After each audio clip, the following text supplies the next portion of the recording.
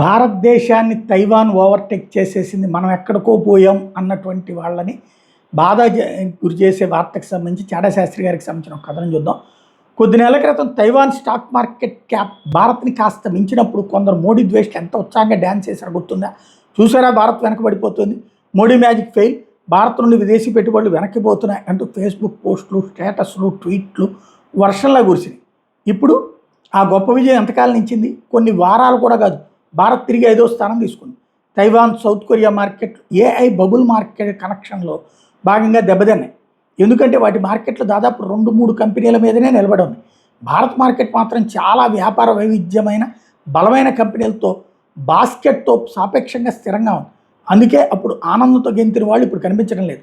Taiwan market దాదాపు 17% పడిపోతాయి, 70 లక్షల కోట్ల విలువ. సౌత్ కొరియా మార్కెట్ ఏకంగా పీక్ నుండి 40% వరకు, అంటే దాదాపు 150 లక్షల కోట్లు పడిపోయింది. దానికి భిన్నంగా మే నెలతో పోలిస్తే ఇప్పుడు భారత్ మార్కెట్ పాజిటివ్గా పుంజుకుంది.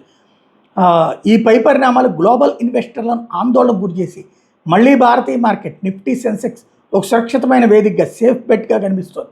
మే నెల స్థాయిలతో పోలిస్తే భారత మార్కెట్ లాభాలు చూపించి ఒడిదుడుకులను తట్టుకోగలవని నిరూపించుకున్నాయి. భారత్ మార్కెట్ ఎందుకు సురక్షితమైన బెట్గా మారింది? దక్షిణ కొరియా, తైవాన్ లాగా భారత్ మార్కెట్ కేవలం సెమీ కండక్టర్ లేదా ఏఐ చిప్స్ తయారీ కంపెనీలపైనే ఆధారపడలేదు. మన మార్కెట్లో banking, automobile, pharma, energy, IT లాంటి విభిన్న రంగాలు సమానంగా విస్తరించున్నాయి. అందువల్ల గ్లోబల్ టెక్ సంక్షోభం భారత్ మీద పెద్దగా ప్రభావం చూపలేదు. విదేశీ ఇన్వెస్టర్లు భారత మార్కెట్లోని డబ్బును ఉపసంహరించుకున్నప్పటికీ మన దేశీయ ఇన్వెస్టర్లు మరియు సాధారణ ప్రజలు పెట్టుబడులు మార్కెట్ను ఆదుకున్నాయి.